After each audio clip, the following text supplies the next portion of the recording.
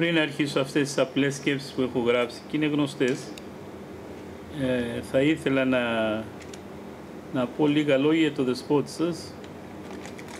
Πρώτα, αυτά που λέω εγώ θα μπορούσα να τα πει αυτός πιο καλά και πιο όμορφα και πιο παραστατικά, με τις γνώσεις που έχει και με το περιεχόμενο το βιωματικό της ψυχής του. Το ότι κάλεσε εμένα δείχνει ότι είναι άνθρωπος ταπεινός και ότι του αρέσει να ακούει και τις γνώμες των άλλων, και αυτό είναι σημάδι καλής πνευματικής καταστάσεως. Τον ευχαριστώ πάρα πολύ, ευγνωμόνος, διότι μου έδωσε την ευκαιρία να έρθω πάλι εδώ στην Ιερά Μητρόπολη. Είναι η δεύτερη φορά. Την πρώτη φορά είχα έρθει και μίλησα στους πνευματικούς, αν δεν κάνω λάθος, η εξομολόγηση και τα μικρά παιδιά, αν θυμάμαι καλά το θέμα αυτό ήτανε, και η δεύτερη φορά είναι αυτή που θα αναπτύξω αυτό το θέμα, το οποίο και άλλες φορές το έχω πει και στην Τίνο και σε άλλη μια έτσι ομιλία στην Αθήνα και στη Μητρόπολη μου αρκετές φορές. Σεβασμιότατε, εγώ ταπεινά εύχομαι ο Θεός να σας έχει καλά, να είστε όρθιος, όπως είστε ψηλός να είστε και μέσα ψηλός, και στη ψυχή και στο σώμα, και να ορθοτομείτε το λόγο της αληθείας και να έχετε καλούς κληρικούς που να έχουν βίκο αότα να σας ακούνε και να εφαρμόζουν εκείνα τα οποία τους λέτε. Τώρα, να έρθω τώρα στην εισήγηση που μου αναθέσατε. Ο γενικός τίτλος είναι αναγκαία η μετάφραση των κειμένων, έτσι, των λειτουργικών κειμένων. Αυτή, επειδή είμαι και ο μόνος εισηγητής και πήρα και την άδεια από το δεσπότη σας και χώρισα την εισήγηση σε τρία μέρη. Το πρώτο μέρος είναι γενικά περί της λατρείας, στο δεύτερο μέρος είναι η γλώσσα της λατρείας μας και το τρίτο αν είναι αναγκαία η μετάφραση των ύμνων. Θα κάνετε λίγο υπομονή, έτσι, και θα με ακούσετε. Ένα στοιχείο της καθημερινής ζωής του κληρικού, αλλά και του λαϊκού και του πιστού, όχι μόνο του κληρικού, είναι η συμμετοχή του στη λατρεία. Αναμφιβόλως, η μεγάλη προσοχή του ιερέως πρέπει να είναι στραμμένη στο πώς λειτουργεί. Όχι απλώς αν τηρεί το τυπικό μέρος της Θείας Λειτουργίας, αλλά κυρίως με ποια ψυχική κατάσταση διακονεί το υπέρτατο αυτό μυστήριο, στο οποίο επιθυμούσαν άγγελοι παρακύψε. Είπαμε πως το τυπικό μέρος έρχεται δεύτερον, αλλά και αυτό είναι σημαντικό, γιατί το λένε σαν επιχείρημα. Τώρα η μετάφραση είναι το ουσιαστικό, είναι με τι διάθεση να λειτουργήσεις. Το τυπικό δεν έχει τόσο μεγάλη σημασία. Να γίνονται ολόκληρες κατά το δυνατόν οι ακολουθίες. Δεν είναι αγκαρία η τέλεση της ακολουθίας, ούτε κάποιο υπαλληλικό καθήκον. Αλγινή εντύπωση μου προκάλεσε η προτροπή ιερέως προς την εφημέριόν του λίγο πριν αρχίσει ο Εσπερινός. Άντε Παπαγιώργη, πάμε να κάνουμε τον Εσπερινό να γλιτώσουμε. Δηλαδή το έβλεπε σαν αγκαρία κάθε βράδυ που έκανε τον Εσπερινό. Σαν να ήταν η ακολουθία ένα καθημερινό άγχος για τη ζωή τους. Ο ιερεύς δεν διαβάζει την ακολουθία ίσα ίσα για να διαβαστούν τα γράμματα, αλλά για να προσευχηθεί για αυτόν και για την ενορία του, υπέρ εαυτού και των του λαού αγνοημάτων. Δεν αρκεί να συνειδητοποιήσουμε σαν ιερείς μόνο τον τόπο, αλλά και να έχουμε το ανάλογο λειτουργικό ήθος και τρόπο. Ακούστε τι λέει ο Άγιος Σημεών, ο νέος ο θεολόγος, για το λειτουργικό ήθος του ιερέως. Βιαζόμενος γάρ εαυτόν, ή να μη άνευ δακρύων παρατρέχεις την τετυπωμένη ακολουθία της Εκκλησίας, γίνει του καλού τούτου ενέξη και εν αυτή τη στιχολογία και εν της τροπαρής εις ψάλης τρέφεται σου η ψυχή, αναδεχομένη τα τούτων θεία νοήματα προς εαυτήν και αναβιβάζεται σου ο νους δια το λεγόμενο προς τα νοητά και δακρύων ιδέως ούτως εν τη Εκκλησία διάγεις ως εν το ουρανό μετά των άνων δυνάμεων. Να το πω και στη μετάφραση. Δηλαδή, να βιάζεις τον εαυτό σου, λέει ο Άγιος Σημεών ο νέος ο θεολόγος, ώστε να συμμετέχεις στην τετυπωμένη ακολουθία, στη συνήθη δηλαδή, με δάκρυα στα μάτια, να τρέφεται η ψυχή σου με τα θεία νοήματα των τροπαρίων και να αναβιβάζεται ο νους σου προς τα νοητά. Να συμπεριφέρεσαι στην Εκκλησία σαν να ευρίσκεται στον ουρανό με τις ουράνιες δυνάμεις. Είναι πολύ χαρακτηριστική παρατήρηση. Ο ιερεύς λειτουργεί σαν να βρίσκεται στον ουρανό όπως λέμε και σε ένα ωραίο τροπάριο, εν το ναό εστώτες της δόξης σου, εν ουρανό εστάνε νομίζουμε. Ψάλουμε σε ένα από τα τροπάρια. Ο Μέγας Βασίλειος λέγει πως πολλοί από εμάς μέσα στη Θεία Λειτουργία είμαστε όχι χριστιανοί αλλά κατάσκοποι. Πειραστής διαβίου, κατάσκοπος μέχρι γύρος. Πότε γεννήσει χριστιανός, πότε θα γίνεις, λέει, χριστιανός? Αντί να κάθεσαι στο ναό και να παρατηρείς τι γίνεται, να γίνεις και να συμμετέχεις ουσιαστικά, να προσπαθείς να βιώνεις τα τελούμενα μέσα στη Θεία Λειτουργία. Δεν σας κάνει εντύπωση πως ο Άγιος Σημεών λέγει πως πρέπει να διαβάζουμε την τετυπωμένη ακολουθία και όχι κάτι άλλο από τα παραδεδομένα? Ο ιερεύς αλλά και κάθε πιστός είναι το πρόσωπο στο οποίο εφαρμόζεται ο λόγος του Παύλου. Μάρτης μου εστί ο Θεός ενώ λατρεύω εν το Ευαγγελίο του Ιού αυτού. Η λατρεία μας αναφέρεται στο πρόσωπο του Θεού. Η λατρεία έχει την έννοια της υποταγής και δουλείας του ανθρώπου στο Θεό και περιέχει πίστην και ελπίδα της σωτηρίας ημών. Η αιτία του είναι και του έφου είναι ο τριαδικός Θεός, στον οποίο απονέμουμε δουλική προσκύνηση, έχουμε εμπιστοσύνη στο πρόσωπό του και πειθόμεθα στους νόμους του. Πρώτα κάποιος πιστεύει και έχει εμπιστοσύνη στο πρόσωπο του Θεού και μετά εκδηλώνει και πρακτικά τη λατρεία του με έργα. Καθότι, λέει ο Άγιος Νικόδημος ο Αγιορείτης, πολύ ωραία παρατήρηση, καθότι η θεωρητική λατρεία του Θεού προηγουμένη εστί εν τη ψυχή, η δε πρακτική επομένως ακολουθεί, εμφανίζουσα της ανθρώπης δια των έξωθεν φαινομένων σωματικών έργων, την εν τη ψυχή έσωθεν αφανώς προϋπάρχουσαν πνευματική λατρεία. Να το πω έτσι με απλά λόγια. Λέει η θεωρητική λατρεία και η πρακτική. Η θεωρητική δεν εννοεί απλώς τη γνώση, αλλά την θέα του Θεού, δηλαδή την βιωματική, την βίωση του Θεού. Όταν υπάρχει, λέει, η βίωση του Θεού, η βιωματική λατρεία, η προσευχή και όλα τα άλλα, όταν ζει στο Θεό, τότε έρχεται σαν συμπλήρωμα και η πρακτική λατρεία, η ακολουθία που κάνουμε μέσα στη Θεία Λειτουργία. Κλασικός είναι ο ορισμός που δίνει ο Μέγας Βασίλειος στους όρους κατ' επιτομή για το τι είναι λατρεία και τι είναι η λογική λατρεία. Ας αναφέρουμε μερικά αποσπάσματα από την απάντηση του Αγίου. Λατρεία είναι κατά τη γνώμη μου η έντονος και συνεχής και αμετακίνητος υπηρεσία του λατρευομένου. Εκείνος που με υγειά λογική και αγαθήν σκέψη αποβλέπει πάντοτε και εις κάθε περίπτωση με πολλή φροντίδα εις ό,τι αρέσει στον Θεόν και το κατορθώνει, αυτό στηρεί την εντολή της λογικής λατρείας. Ο Μέγας Βασίλειος επικαλείται για να στηρίξει τον ορισμό και το χωρίο του Παύλου. Παρακαλώ ούν ημάς αδελφοί δια των νηκτηρμών του Θεού, παραστήνε τα σώματα ημών θυσίαν ζώσαν, αγίαν, ευάρεσον το Θεό την λογική λατρείαν ημών. Λογική λατρεία δεν είναι μόνο οι με λόγους και δοξολογίες και ευχαριστίες προς το Θεό πνευματική εργασία, αλλά και η κατά Χριστόν πολιτεία. Και ο λόγος και η ζωή. Προσευχόντουσαν οι χριστιανοί πρωί και βράδυ και διάφορες ώρες της ημέρας, ευχές όρθρου και τρίτη και έκτη και ενάτη και εσπέρα και αλεκτροφωνία. Όρθρου μεν ευχαριστούντες ότι εφώτισεν ημίν ο Θεός παραγαγών τη νύχτα και επαγαγών την ημέρα. Τρίτη δε ότι απόφαση εν αυτή υποπηλάτου έλαβεν ο Κύριος. Έκτη δε ότι εν αυτή εσταυρώθη. Ενάτη δε ότι πάντα και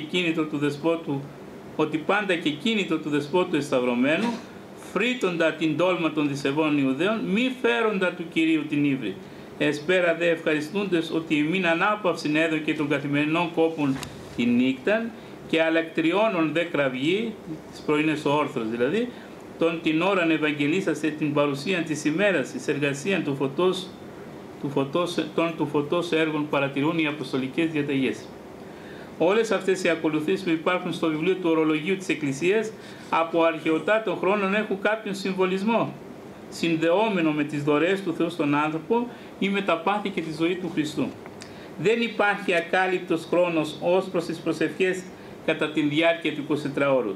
Σκοπός είναι να αγιαστεί η μέρα, να αποφύγει ο άνθρωπος τα κακά και τις αμαρτίες, να εργαστεί τις εντολές του Θεού, να προαχθεί πνευματικά. Οι άνθρωποι θέλουν να κάνουν εδώ στη γη αυτό που κάνουν οι άγγελοι στον ουρανό. Γι' αυτό εκτός χειρογράφου να σας πω ότι λέει ο Άγιος Γρηγόρης, ο θεολόγος για τους ανθρώπους, ότι είναι το αντίφωνο των αγγέλων. Σαν να υπάρχουν δύο χωροί που δοξολογούν τον Θεό, οι άγγελοι, και το αντίφωνο τους είμαστε εμείς οι άνθρωποι. Να δοξολογούν και να προσεύχονται αδιάλειπα στο Θεό. Γι' αυτό και ο Ιερός Χρυσόστομος, απαριθμώντας τις ώρες της προσευχής όπως τηρούνται στα μοναστήρια? Παρατηρεί πως οι μοναχοί κατά το μεσονύκτιον, παραδείγματος χάρη, μετά των αγγέλων άδουσιν ημών χασμωμένων, ρεγχόντων ή και επτίως απλών κειμένων. Όταν λέει είμαστε στο κρεβάτι και ρέχουμε και είμαστε ξαπλωμένοι, αυτοί προσεύχονται. Ο μέγας λειτουργιολόγος της Εκκλησίας μας, Άγιος Σημεώνος Θεσσαλονίκης, λέγει πως πολλοί χριστιανοί τηρούν τις παραπάνω ακολουθίες και μάλιστα κάνουν και πολλά άλλα κατηδία, δηλαδή γονικλησίες και εγκράτειες κλπ. Βέβαια όλοι το καταλαβαίνουμε πως είναι δύσκολο επακριβώς να κάνουμε τις ακολουθίες αυτές. Είναι δύσκολο. Γι' αυτό και προσθέτει, αν δεν δυνηθούμε να εκτελέσουμε και το όλον, αν δεν μπορούμε όλα αυτά να τα κάνουμε, καθώς εκείνοι, τουλάχιστον στο λίγον και βραχύτατο θέλουμε τους μιμηθεί. Αν προθυμόμεθα, θέλει να μας ενδυναμώσει ο Θεός για την προθυμία ημών και εις το όλο να τους μιμηθούμε καθώς και εκείνους ενδυνάμωσε. Αν δεν μπορούμε όλα, τουλάχιστον να καθιερώσουμε από τα πολλά να κάνουμε κάτι, να μην είμαστε τελείως αργοί. Ο αείδημος Μητροπολίτης Κοζάνης Διονύσιος, που ως γνωστόν είχε ιερό πάθος με τη λατρεία, με τη Θεία Λατρεία, να τη γράφει. Ένας ξένος είπε πως η λατρεία της Ορθόδοξης Εκκλησίας είναι ένας αδιάκοπος ύμνος ενώπιον του Αναστάντος Χριστού. Πράγματι, ασταμάτητα η Εκκλησία μας υμνολογεί το πρόσωπο του Χριστού και μάλιστα το κορυφαίο γεγονός της ζωής του, που είναι η Ανάσταση. Και αλλού πάλι θα πει, η ζωή της Εκκλησίας είναι η Θεία Λατρεία. Όσο και αν αυτό στον καιρό μας που είναι καιρός πρακτικής και κοινωνικής δραστηριότητας, να κάνουμε έργα, έτσι, συσίτια, έργα, όλα αυτά τα οποία τώρα τα έχουμε σε μεγάλη υπόλοιψη. Δεν ακούγεται καλά, λέει αυτό δεν ακούγεται καλά μόνο να κάνουμε κοινωνική εργασία. Όμως είναι μια βασική εκκλησιαστική αλήθεια. Κατακρίνει τα δύο άκρα, δηλαδή τη βασιλική μεγαλοπρέπεια και τον υλικό πλούτο, όπως επίσης το στεγνό προτεσταντικό κήρυγμα και την κοινωνική δραστηριότητα. Αλλού πάλι θα πει πως η Θεία Λατρεία είναι όλη μια εποπτική διδασκαλία, ώστε όταν διεξάγεται με τάξη να διδάσκονται όλοι και να καταλαβαίνουν τι γίνεται και τι λέγεται στην Εκκλησία.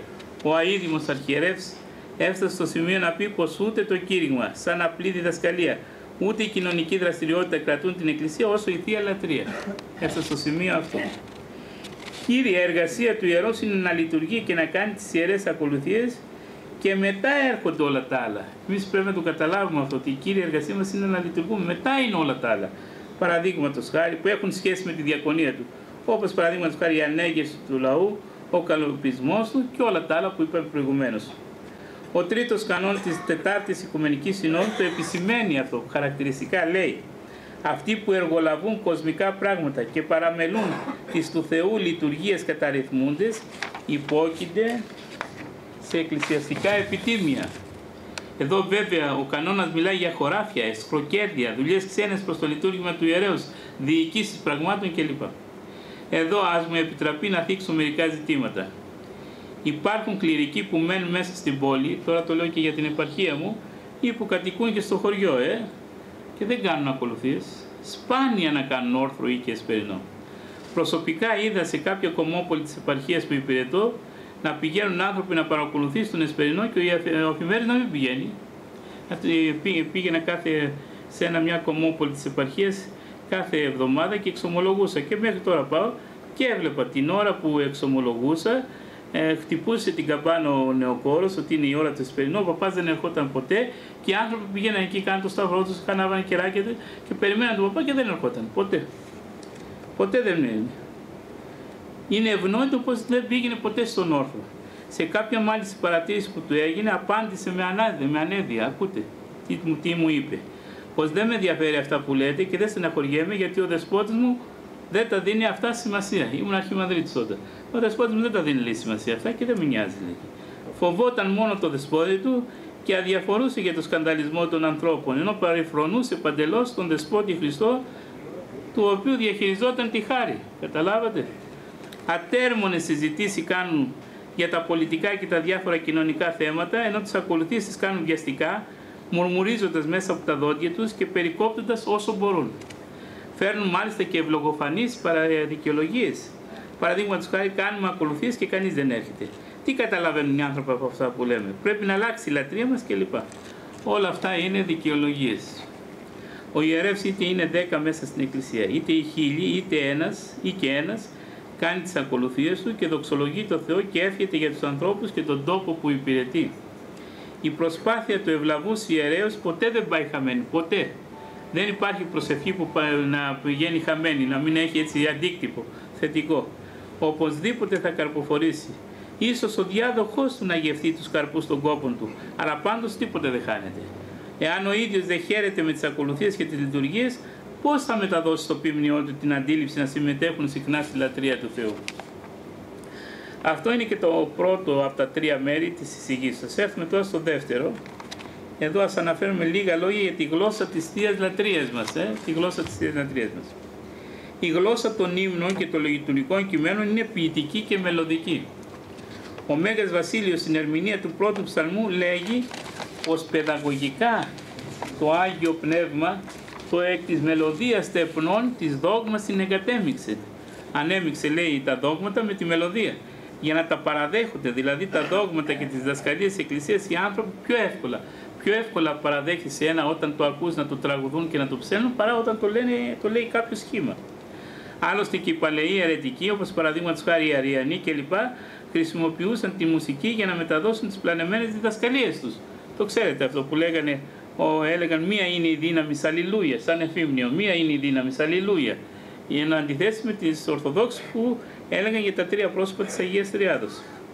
Ακόμη ο Μέγας Βασίλειος λέγει πως με την εμελή απαγγελία των ψαλμών το αγριένον της ψυχής τη μελωδία μετακοιμίζεται. Έτσι και τα λειτουργικά κείμενα της Εκκλησίας έχουν καταγραφεί δια της χάριτος του Παναγίου Πνεύματος που ενέπνευσε τους υμνογράφους και τα συνέθεσαν. Η ομορφιά λοιπόν της γλώσσας των υμνολογικών κειμένων συντίθεται από την επένδυση της Θείας Χάριτος, τη μελωδικότητα των γραφωμένων, την αρτιότητα του λόγου και την ακρίβεια των νοημάτων, η οποία με συντομία αποδίδει πολλές και μεγάλες αλήθειες της πίστης και της εν Χριστώ ζωής. Ο Άγιος Νικόδημος ο Αγιορείτης εχαρίτωσαν φερονίμως και αυτοί κατεγλίκαναν όλας τας δημοσίας και μεγάλας δεσποτικά σε ορτάς του Κυρίου ημών Ιησού Χριστού και της δεσποίνης ημών Θεοτόκου με τους ασματικούς αυτών κανόνας και τα μελήρητα και νεκταρόδη μέλη όπου συνάρμοσαν οι τρισόρβοι εμπνεόμενοι από τις χάριτος και ενεργείες του Αγίου Πνεύματος προς ύμνον και ευχαριστίαν των μεγάλων ευεργησιών του Χριστού, τας οποίες εχάρισε εις εμάς εν τις δεσποτικές εορτές προς χαράντε και ευφροσύνη πνευματική των ψαλόντων και αναγενωσκόντων και ακουόντων αυτών χριστιανών.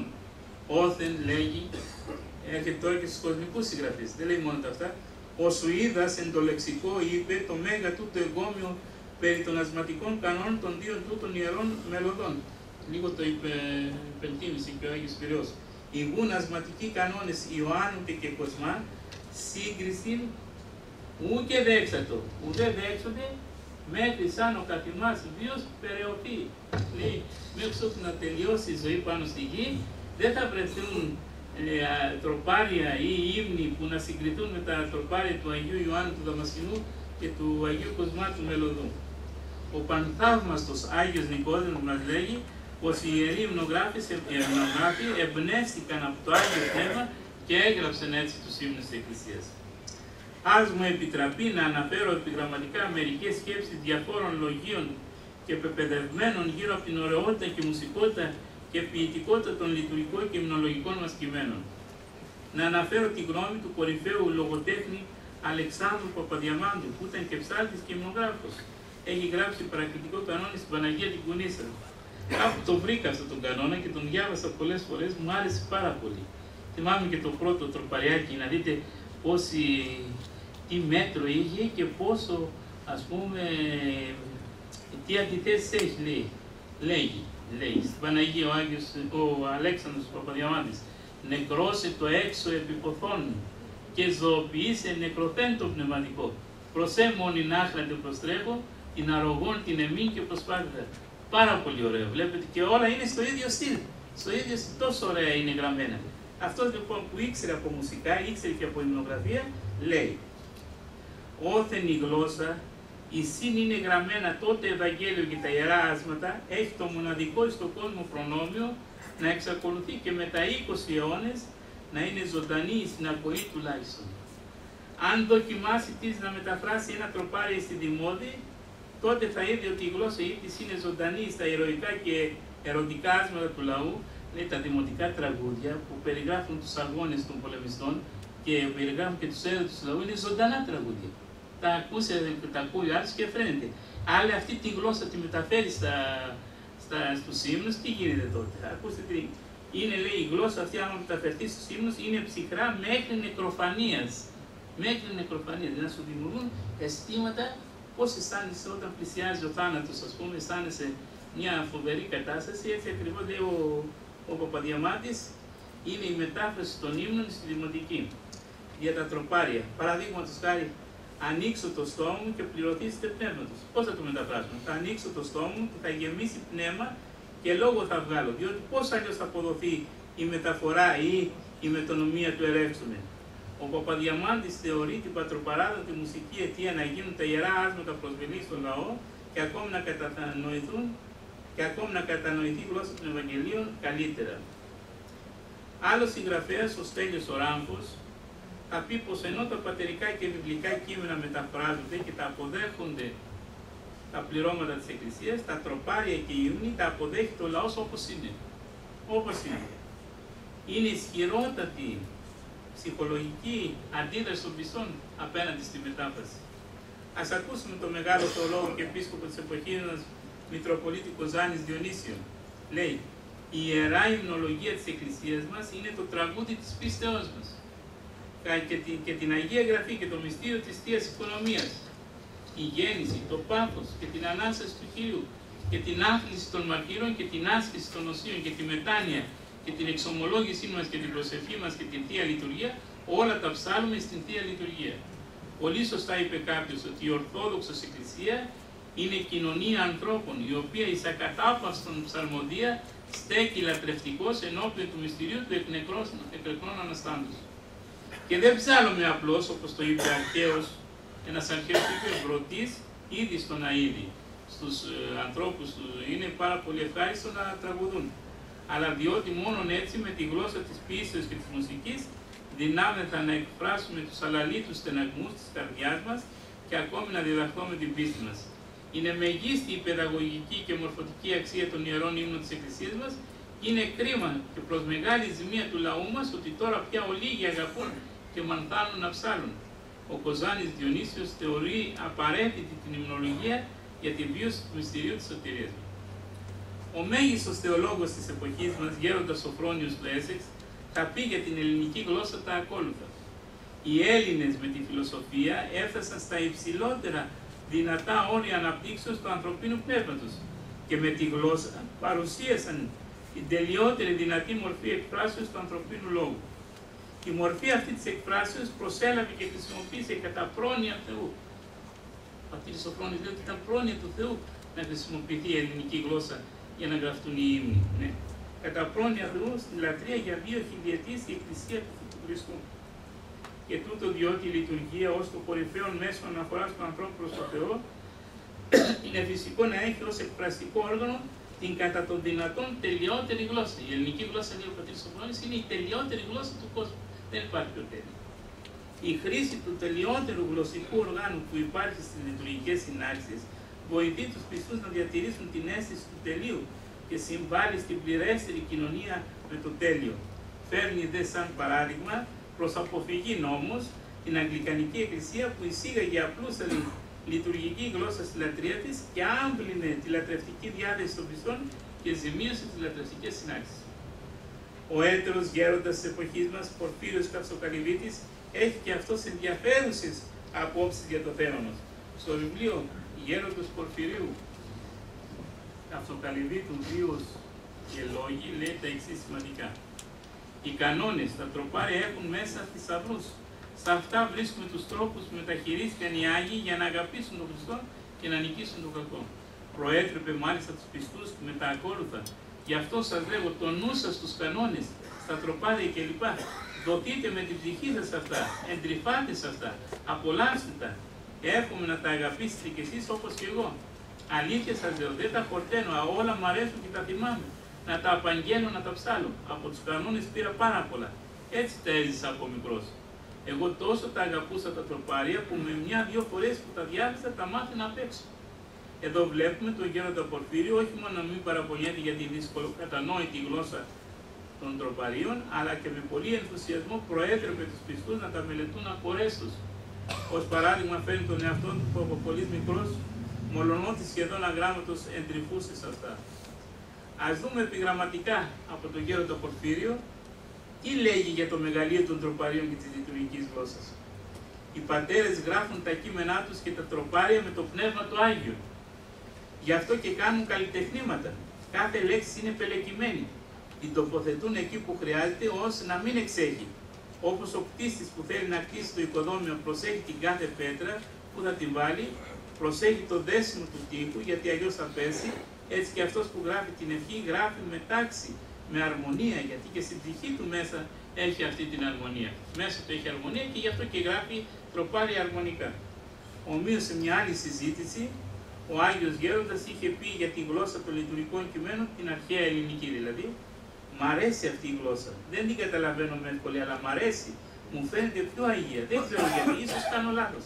Και ο συνομιλητής του του είπε, μήπως εξαγιάζεται η γλώσσα από τα νοήματα που εκφράζει. Σε αυτή τη γλώσσα έχουν εκφραστεί πολλά και πολύ σημαντικά πράγματα. Και απήντησε, ναι και αυτό. Αλλά μ' αρέσει που η κάθε λέξη είναι ακριβώς στη θέση της. Δεν είναι λίγο πιο εδώ και λίγο πιο εκεί, σαν πέτρα που μπαίνει από τον κτίστη στη θέση που είναι για αυτήν. Η της στηρώσεως μεταβολή, η κοσμική των αγαθών διέλυσε στήρωση. Έφερε αυτό το παράδειγμα, να σας το πω και στη μετάφραση για να το καταλάβετε. Λέει, έφερε από την Αγία Άννα, λέει, η της στηρώσεως μεταβολή που άλλαξε, ας πούμε, και γέννησε την κοσμική των αγαθών διέλυσε στήρωση.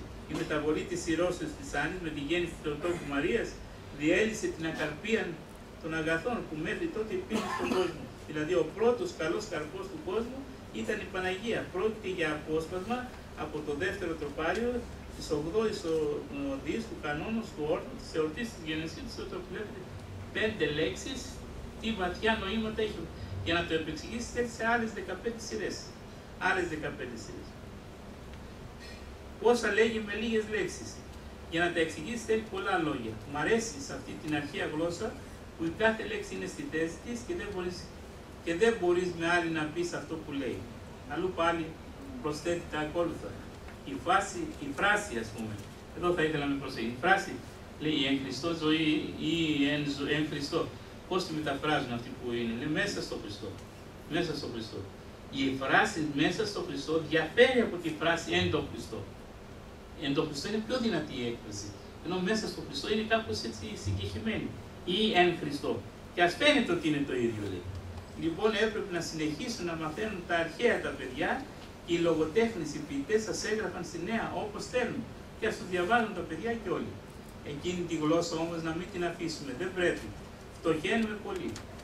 Στο σημείο αυτό δεν μπορούμε να μην αναφέρουμε τις επισημάνσεις του πατρός του Επιφανίου Θεοδωροπούλου για τα καταλυτικά, όπως τα χαρακτήριζε, ελαττώματα του χρησιμοποιημένου κατά τα τελευταία έτη γλωσσικού ιδιώματος, δηλαδή της δημοτικής και του μονοτονικού συστήματος.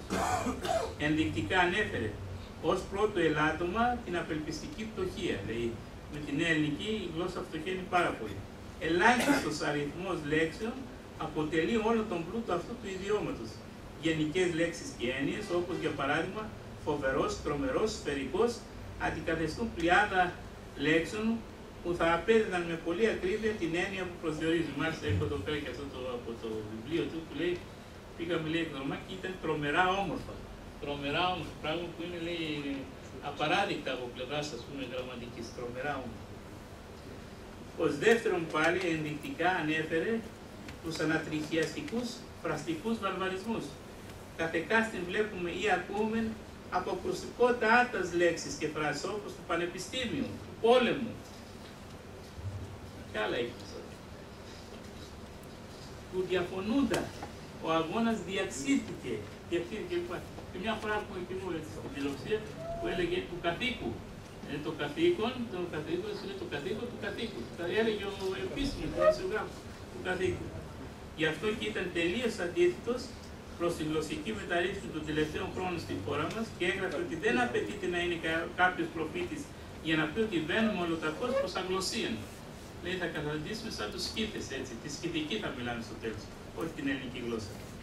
Γνωρίζοντας πολύ καλά ποιες ολέθριες συνέπειες θα έχει αυτή η γλωσσική μεταρρύθμιση τόνιζε ότι τα παιδιά της σήμερον ημέρας, ως σήμερον εννοούσε το έτος 1979. Πού να ζήσει τώρα το 2012, όσα δεν θα στραφούν στις κλασικές σπουδές, θα αδυνατούν να μελετήσουν όχι μόνο το Ευαγγέλιο και τους πατέρες της Εκκλησίας, αλλά και τον ίδιο τον Παπαρηγόπουλο ή τον Παπαδιαμάτη, τον Κωνσταντίνο Νικονόμων.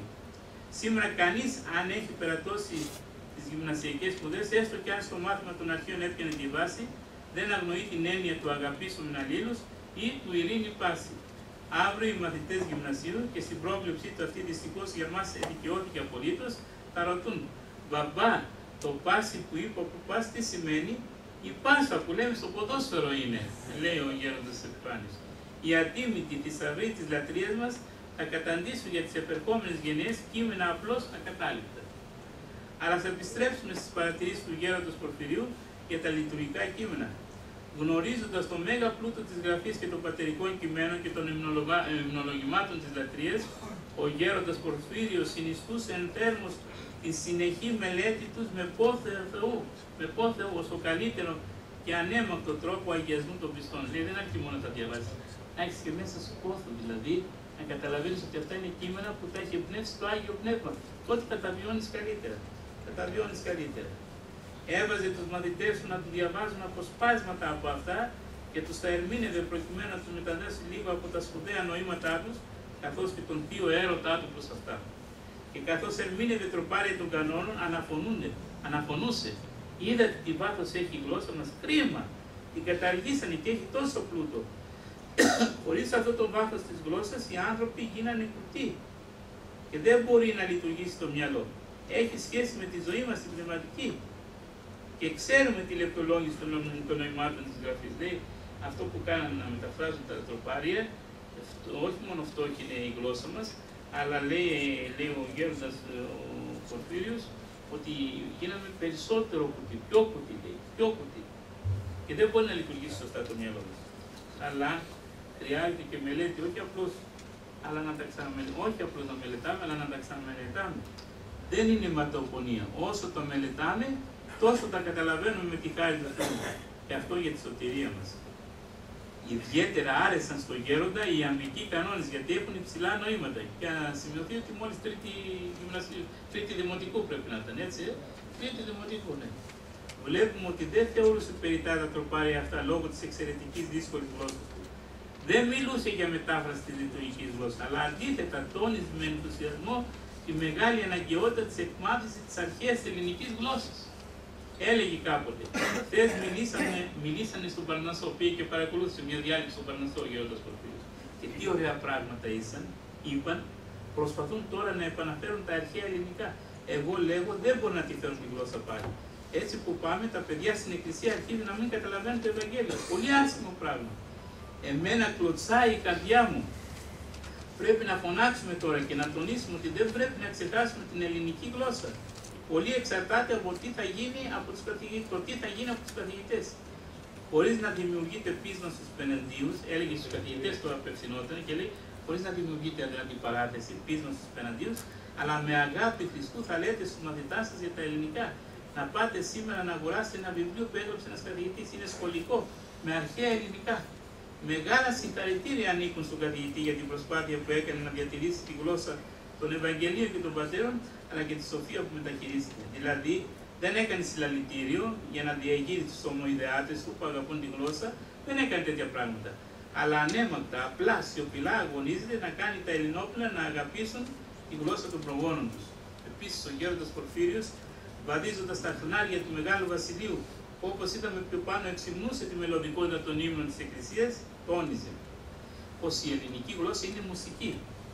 Και αυτοί που παλαιά ξέραν καλά τη γλώσσα, όπως τα έψαναν, όπως τα μιλούσαν, όλα τα νοήματά τους της ψυχής, όπως τα αισθανόντουσαν, τα μετέδιδαν ακριβώς με τους τόνους, τη βαρεία, την οξία, την περισπομένη, την δασία, και ξέρω κι εγώ πώς τα λένε. Ο ίδιος δεν τα ήξερε, αλλά λέει με όλα αυτά τα σημάδια της γλώσσης, μετέδιδαν ακριβώς τα νοήματα που ήθελαν.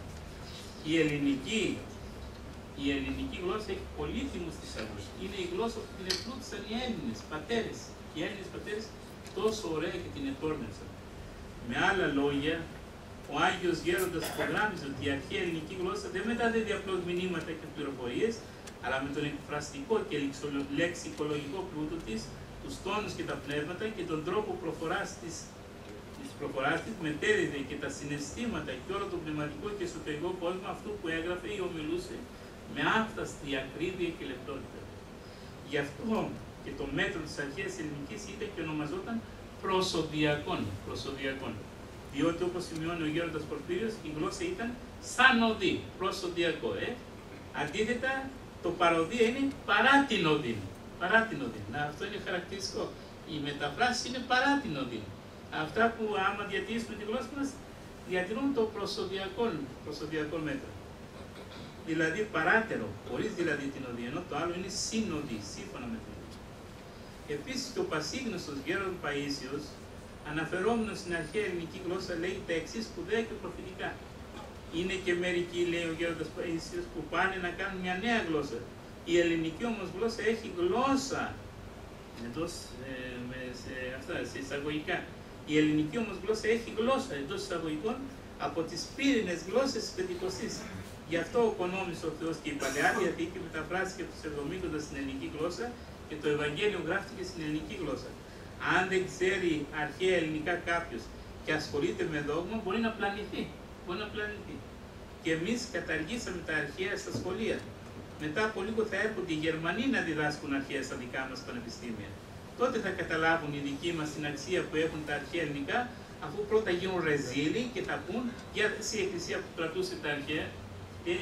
Και ο Γέροντας Επάνης το λέει, θα έρθει μια εποχή, θα ισοπεδωθούν όλα και τότε θα καταλάβουμε ότι χάσαμε και θα ξαναρχίσουμε από την αρχή πάλι να σπουδάζουμε την αρχαία ελληνική.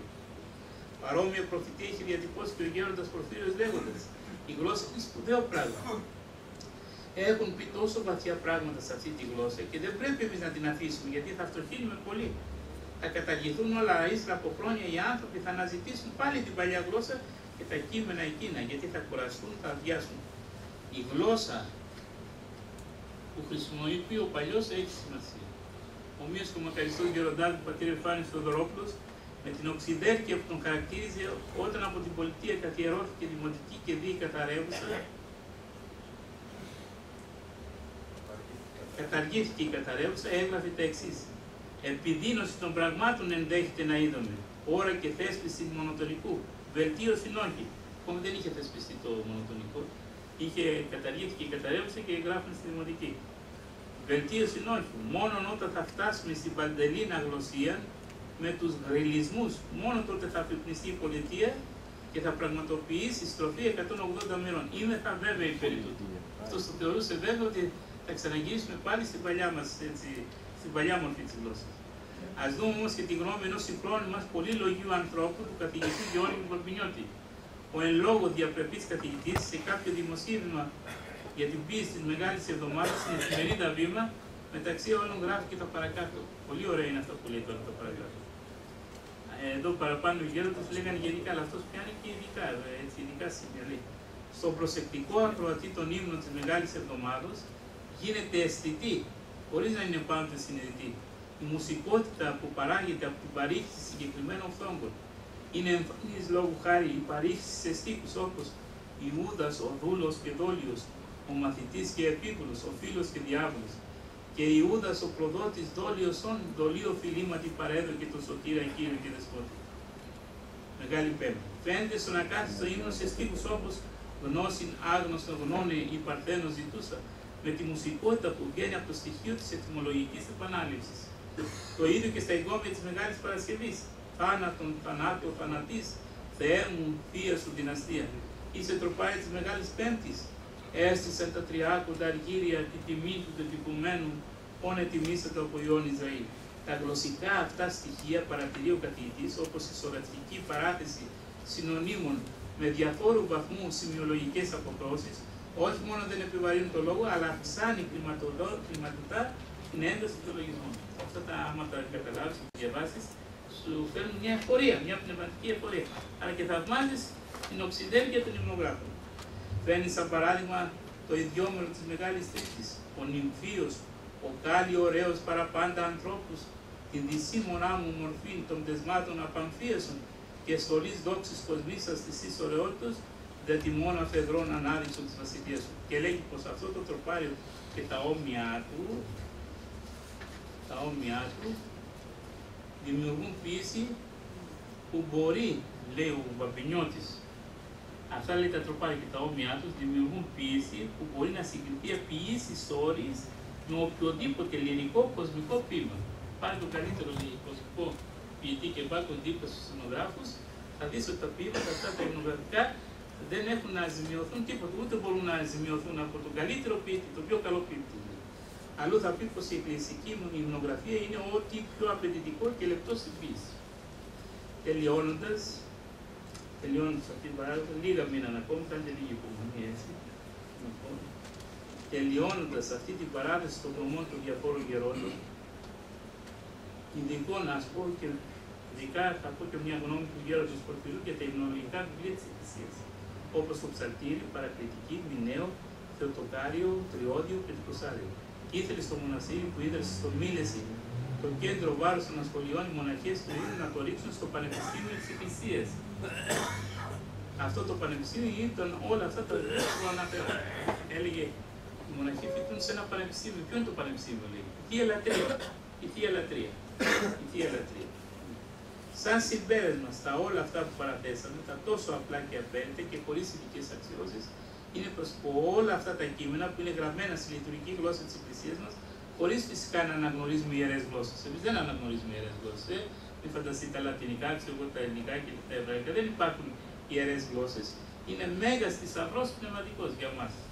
Πολλές φράσεις από τα κείμενα αυτά έχουν μπει και στην καθημερινή μας ζωή. Να σας πω εγώ ένα, θα σας ξεκουράσω λίγα για την άμυνα. Ας πούμε, λέει εκεί ο Λουκάς, λέει προς Εμαούς, έτσι δεν είναι, προς Εμαούς που πηγαίνει προς Εμαούς, γίνεται το άφαντος από αυτόν, έτσι δεν γράφει εκεί το κείμενο. Ο Χριστός μας ευλόγησε τον άνθρωπο, γίνεται αυτό πέρασε και στο λαό μας. Να, εγώ θυμάμαι και η μητέρα μου, η μακαριστή μητέρα μου, η οποία είχε βγάλει 2-3 τάξεις του δημοτικού. Όταν ήθελε να πει ότι ήρθε κάποιος και έφυγε, έγινε άρατος. Άρατος έγινε. Δηλαδή το άφαντος είχε γίνει άρατος. Πολλές τέτοιες εκφράσεις, όχι άρατος το λένε και αυτό, όχι αόρατος, άρατος, δηλαδή έφυγε, άφαντος. Δηλαδή πολλές φράσεις της καταρρευγούσης και της αρχές έχουν περάσει και στον απλό λαό μας. Δεν χρειάζεται δηλαδή να τους κάνουμε ειδική διδασκαλία, τα έχουν βιώσει και τα λένε μόνοι τους. Ο λαός μας, οι πιστοί χριστιανοί μας, εγγράμματοι ή ολιγογράμματοι και αγράμματοι, πολλές φορές έχουν συγκινηθεί από την ωραιότητα και τον πλούτο των λειτουργικών κειμένων και έχουν παρακινηθεί σε προσευχή, σε μετάνοια και πνευματικές αναζητήσεις. Στο γλωσσικό κατήφορο που έχει πάρει πολλοί κόσμος στην πατρίδα μας, με αποτέλεσμα να ακούγονται και επίσημα φράσεις. Άκουσα μια φορά, δεν θέλω να πω που είναι, στον δεσπότα πω που είναι.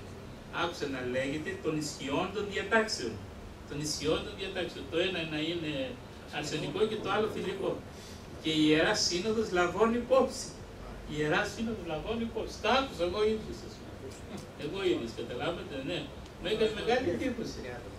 Και άλλα πολλά. Και στην τηλεοψία εκεί, και στην τηλεοψία να λέγονται φράσεις.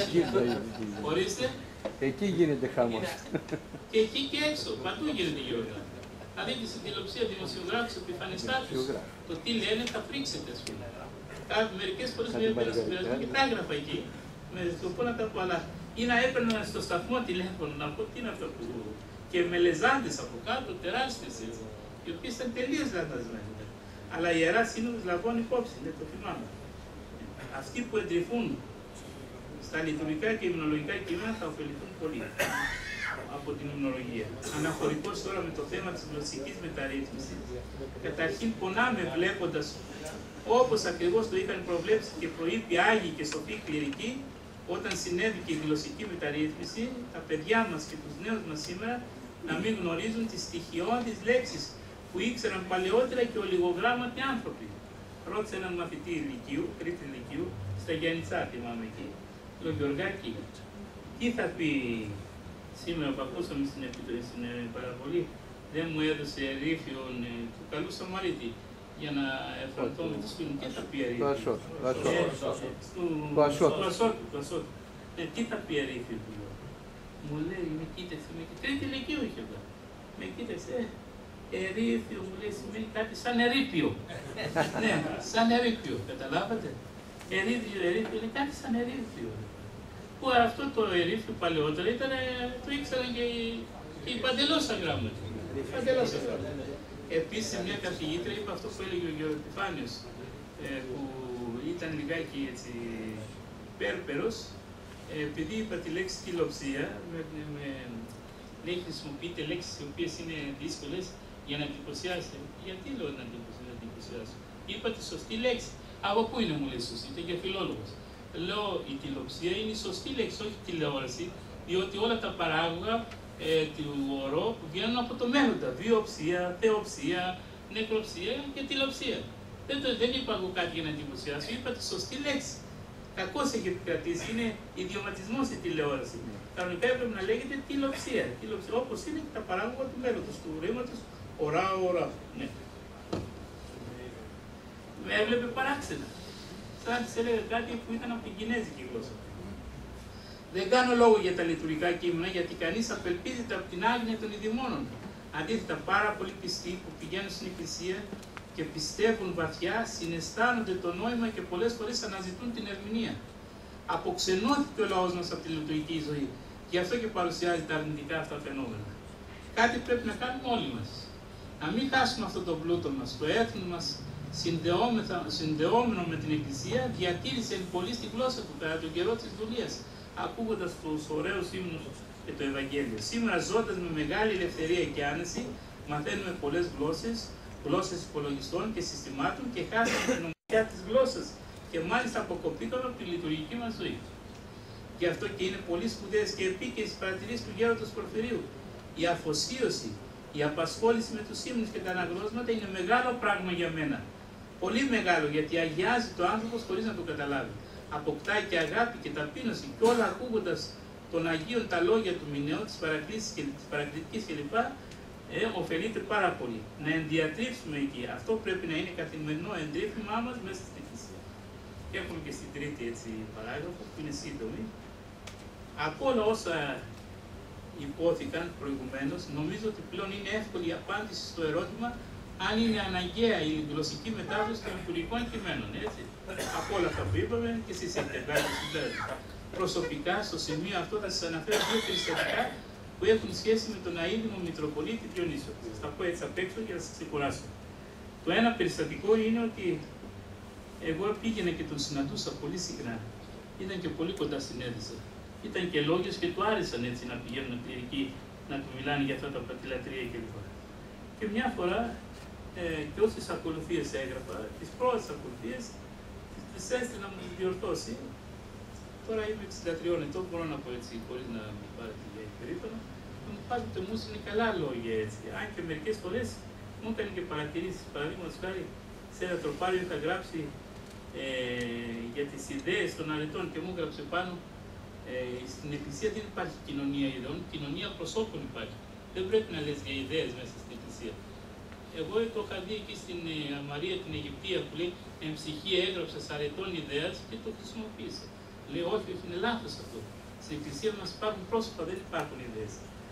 Μια φορά πήρα ένα γράμμα του, με πήρε και τηλέφωνο, μου λέει, μου στείλε ένας μια ακολουθία, δεν σας λέω ποια ακολουθία, γιατί μπορεί να κυκλοφορεί. Δεν πρέπει να μπει μέσα στην Εκκλησία, δεν πρέπει, είναι πολύ άσχημη. Και αν θέλεις, διόρθωσέ την. Λέω, αυτά είναι σωστή, και τι λέει, διορθώσω. Και μετά μου στέλνει και ένα γράμμα και μου λέει, να γράψεις μια παράκληση στη δημοτική γλώσσα. Όταν την πήρα έπεσα από τα σύννεφα. Λέω, τι μου λέει τώρα. Φυσικά δεν έγραψα.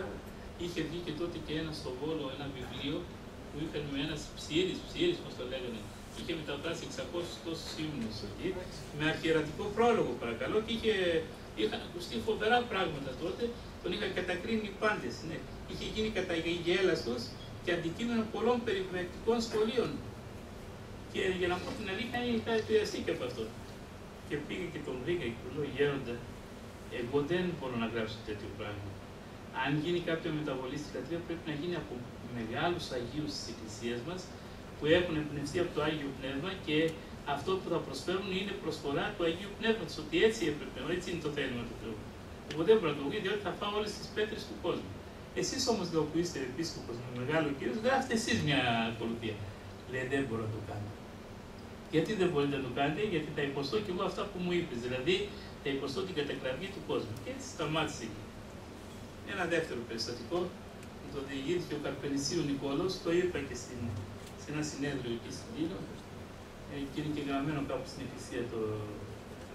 Λέει, αυτός είχε μεταφράσει πολλούς ύμνους στη Δημοτική. Αλλά άμα τα άκουγες, νόμιζες άκουγες τραγουδάκια έτσι. Πώς είναι τα τραγουδάκια τώρα στο κατηχητικό σχολείο, έτσι, καθόλου κατάνοιξη, τίποτα. Πώς βλέπεις κάτι τραγουδάκια που λέει είμαστε εμείς χριστιανοί που θα αλλάξουμε τον κόσμο και ένα τέτοιο στυλ κάπου. Οπότε μια μέρα φωνάζει του Καρπενησίου και αυτός πολύ καλός μουσικός, το διηγήθηκε ο ίδιος ο Καρπενησίου και του πήρα την άδειά του να το γράψω και να το πω. Και λέει, έλα το λέει Νικόλε, έχω γράψει αυτούς τους ύμνους, εσύ θα τους ψάλεις, προσπάθησε να εφαρμόσει τα ίδια μέτρα και στη Δημοτική.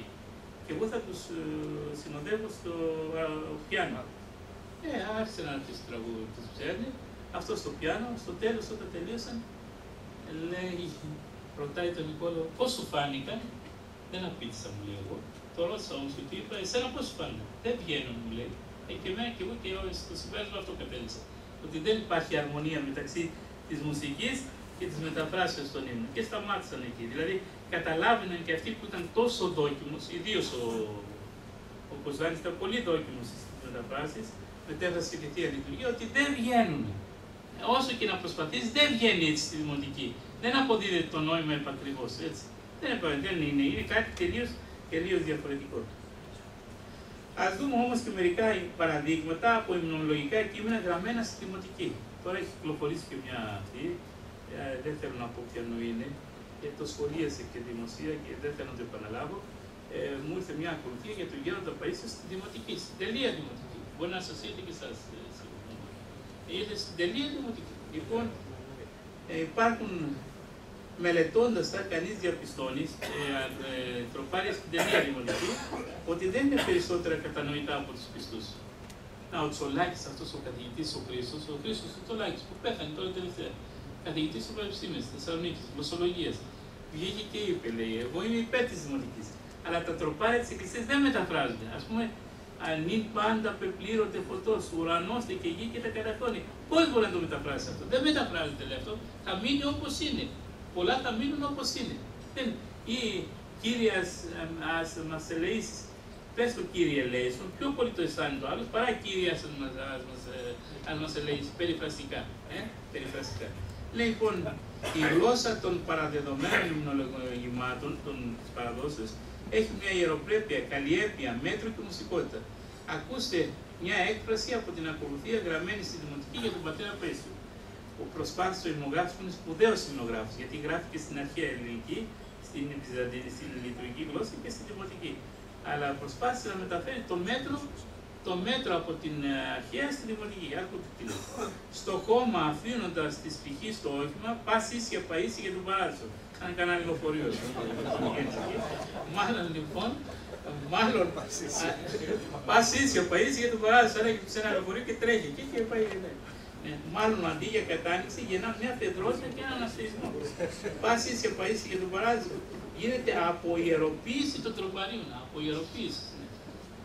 Μετά δημιουργείται σύγχυση στην προσπάθεια συνθέσεως ή συγκράσεως χαρακτηρισμών στις αρχές με τη νέα γραμματική των λεξιλόγιων.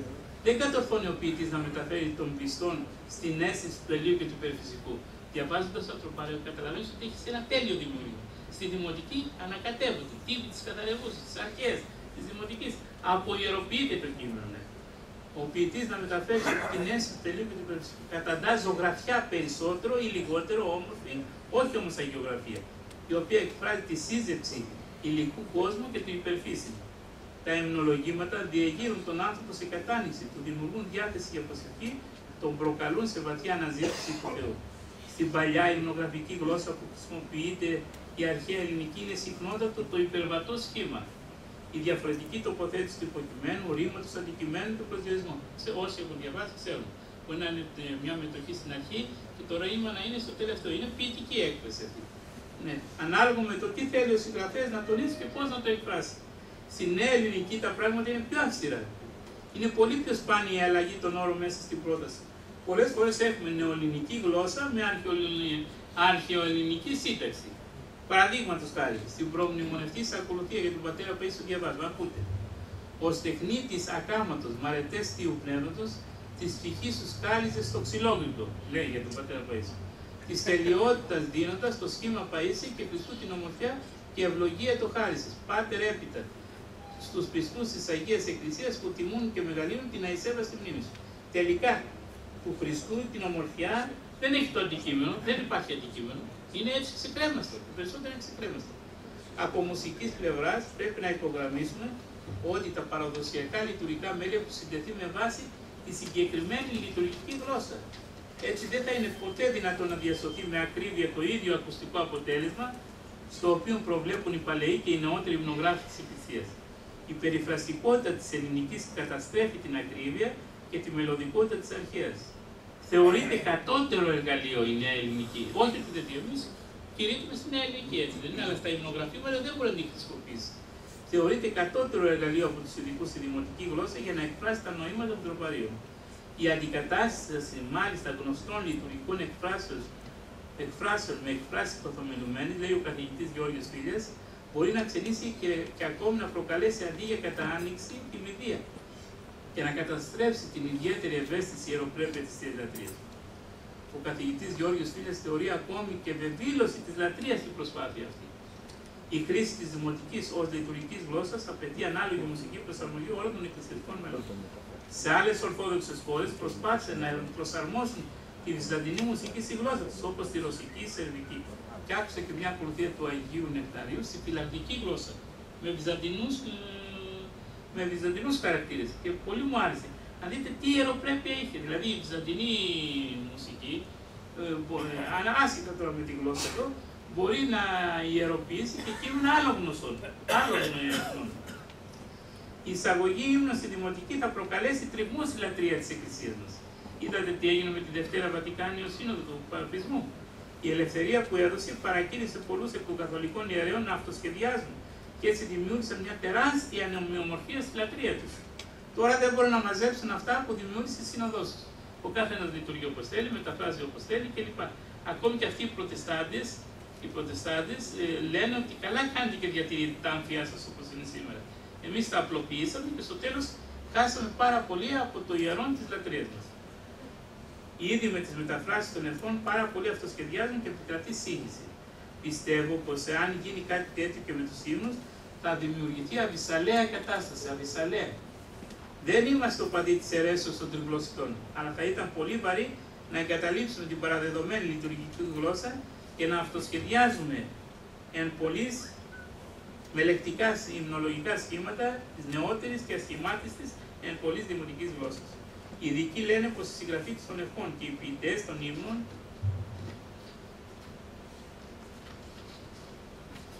χρησιμοποίησαν απλώς τη γλώσσα της εποχής του. Οι γλωσσικές τους διατυπώσεις προέρχονται από την αγιοπατερική τους εμπειρία, η δε γλώσσα τους υπήρξε η συμπίκνωση της εμπειρίας αυτής ή ένα δοχείο της ψυχής και του σώματος γίνεται. Γι' αυτό ας τονιστεί εξ αρχής ούτε ο ανθρώπινος νους μπορεί να συλλάβει όλα τα πνευματικά νοήματα που εκφράζονται με τη λειτουργική γλώσσα, αλλά ούτε και ο ανθρώπινος λόγος μπορεί να επεξηγήσει το βάθος των ευχών και των ύμνων. Όσο και καλή να είναι η γλώσσα, υπάρχουν η χάρη του Αγίου Πνεύματος έχει πολλά περιθώρια τα οποία τα βιώνει κανείς, δεν μπορεί να τα εκφράσει. Ισχύει εν προκειμένου το του Μεγάλου Βασιλείου, ο μεν νους των πραγμάτων Ελλάδων, ο δε λόγος των ομένων καταδέστατο. Άριστο μέσο κατανοήσεως των διαφόρων ύμνων, το είπε και ο Γέροντας εδώ προηγουμένως, ιδίως των πολύ γνωστών, είναι η επεξήγησή τους σε ιδιαίτερα βιβλία και η κατοίκον μελέτη τους από τους πιστούς. Επίσης, οι γονείς, κατανοώντας πόσο απαραίτητη είναι για τον πιστό άνθρωπο η γνώση της αρχαίας ελληνικής γλώσσας, χρειάζεται πολύ περισσότερο από κάθε ξένη γλώσσα να φροντίσουν να μάθουν τα παιδιά τους τα αρχαία, από όσο γίνεται πιο μικρή ηλικία. Ο μακαριστός πατήρ Επιφάνιος Θεοδωρόπουλος σε ένα άρθρο του ανέφερε το παράδειγμα ενός γνωστού του οικογενειάρχου, ο οποίος πηγαίνοντα κόντρα στο ρεύμα της εποχής, σε συνεννόηση με άλλους γονείς, φρόντιζαν τα παιδιά τους από το δημοτικό να διδάσκουν την αρχαία ελληνική. Με αφορμή αυτό το παράδειγμα κατέληγε στις εξής προτροπές. Γονείς, όσοι επιθυμείτε να μάθουν τα τέκνα σας ελληνικά, Το παράδειγμα του Οσάνου οικογενειάρχου είναι διδακτικότατο και καλή εις μίμηση. Έχετε βαρύα ευθύνας έναντι των ανυπόπτων τέκνων σας. Μην τα αφήνετε ούτε να σχηματίσουν την εντύπωση ότι η ελληνική γλώσσα είναι το Οσάνο αποτρόπαιο και αυτόχρονα σκητικό ιδίωμα. Αυτός έλεγε την δημοτική γλώσσα ότι είναι ένα σκητικό ιδίωμα. Ναι. Ούτε να αποκτήσουν για του ίδιου νομοθετημένου μονοτονικού συστήματος. Απέχθεια και αποστροφή προς όλα τα μέχρι σήμερα εκτυπωθέντα απειράριθμα βιβλία καθαρευούς και δημοτικής, τα οποία με τους τόνους και τα πνεύματα θα τους φέρουν λόγω αντιθέτου της συνηθίας τελείως αποκρουστικά. Σκεφτείτε, αποφασίσατε και ενεργήσατε. Ο καιρός είναι σταλμένος εσεί. Τα αγγλικά και τα γαλλικά του τέκνου σας, ας καθυστερήσουν επίτινα τα ελληνικά προηγούνται. Ας αρκεστούμε στα λίγα αυτά με την ελπίδα να διατηρήσουμε σωστά την παράδοση μας. Ένα φίλο έμεινε και τελειώνει. Ας πούμε τέλος και κάποια άλλη σκέψη. Εάν ποτέ χρειαστεί να αλλάξει η γλώσσα, πράγμα που δεν το βλέπουμε εμείς τώρα κοντά, ίσως να μην γίνει και ποτέ, θα πρέπει να γίνουν ύμνοι με άλλα μέλη. Δηλαδή, άλλο πράγμα είναι να κάνεις καινούργια μουσική με άλλα μέλη, και άλλο να χρησιμοποιήσεις τα παραδεδομένα και να τα μεταφέρεις σε άλλα ποιητικά μέτρα και από αγίους αποδεδειγμένα ανθρώπους. Από αγίους. Και όχι από ρομαντικούς και απροσγείους ανθρώπους. Ας φυλάξουμε σωστά τους θησαυρούς της Εκκλησίας μας για να τρέφονται πνευματικά επιστή. Ας αφήσουμε τους Αγίους να προπορεύονται στη ζωή της Εκκλησίας μας και εμείς να ακολουθούμε. Ας αφουγκραστούμε διαμέσου των Αγίων μας τη φωνή του Αγίου Πνεύματος μέσα στην Εκκλησία. Διότι έτσι πάντοτε πορεύονταν οι Άγιοι άνθρωποι του Θεού. Έβαζαν τη ζωή τους στη συχνότητα του Αγίου Πνεύματος. Άφηναν τα όποια θελήματα και γνώμες του και υπέτασαν τη λογική και τη θέλησή του στο φρόνημα του Θεού. Δεν έλεγε έδοξεν ημίν, αλλά έδοξε το Αγίο Πνεύματι και ημίν. Εδώ πέρα γίνεται το τραγικό λάθος, ότι έδοξε ημίν, μας φάνηκε ότι είναι καλύτερο. Ενώ οι Άγιοι έλεγαν έδοξε το Αγίο Πνεύματι και ημίν, δηλαδή ακολουθούσαν αυτό που έλεγε το Άγιο Πνεύμα. Δεν ενεργούσαν δίχως η καθοδήγηση του Άγιου Πνεύμα. Έτσι διαφυλάχθηκε ανώθευτη μέσα στους αιώνες η παράδοση της Εκκλησίας μας, το δόγμα και ο ορθόδοξος βίο. Αντίθετα, όταν αδιαφορούμε για τους Αγίους, για το φρόνημα του Πνεύματος του Θεού και βιαζόμαστε να δώσουμε λύσεις σύμφωνα με την ιδία κρίση μας και φρόνησή μας, τότε υποβιβαζόμαστε σε ανθρώπινους λογισμούς. Τότε ακόμη και σύνοδοι επισκόπων και συγκεντρώσεις θεολόγων μετατρέπονται σε συλλόγους ή ομάδες ειδικών διεκπαιρετών ή επαγγελματιών θεολόγων, χωρίς να υπάρχει δυνατότητα εξόδου από το επίπεδο των ανθρωπίνων οικαστριών. Αφού λοιπόν οι σύγχρονοι Άγιοι του Θεού άνθρωποι, όπως ο Γέροντας Σοφρόνης, Παΐσιος, Πορφύριος, Επιφάνιος, όχι μόνο δεν έκαναν λόγο για αναγκαιότητα της μεταφράσεως του κειμένου, αλλά αντίθετα εξύμνησαν και εξαιτίασαν κυριολεκτικά τη γλώσσα τους και προέτρεπαν τους πιστούς να ασχοληθούν με τα κείμενα και τη μορφή τους, που τα έχουμε μέχρι σήμερα παραλάβει, έως σήμερα, και εμείς μπορούμε να τραβήξουμε άλλο δρόμο ή να έχουμε διαφορετικό φρόνημα. Εάν οι Άγιοι τους έχουμε μιμητές, έχουν αυτή την αντίληψη. Πώς εμείς θα έχουμε μια διαφορετική άποψη? Δεν θα σπάλουμε και δεν θα αμαρτήσουμε βαρύτατα ενώπιον Θεού και ανθρώπων. Και πολύ περισσότερο όταν οι Άγιοι μας προλεύουν για επαναφορά της αρχαίας ελληνικής συνεκτρίωμα και όνειδος να κάνουμε την Εκκλησία ουρά και όχι κεφαλή των εξελίξεων προς την αληθινή πρόοδο της ανθρωπότητας. Ας μην επηρεαζόμεθα από το πρόβλημα του κόσμου, αλλά ο νους μας να είναι προσιλωμένος στο μεγάλο νου της υποστάσεως του Θεού, που κυβερνά τα σύμπαντα και τα κατευθύνει προς την αιώνια ζωή. Σε αυτόν πρέπει πάσα δόξα, το Πατρί και το Υιό και το Αγίο Πνεύμα, νυν και αεί και στους αιώνας των αιώνων.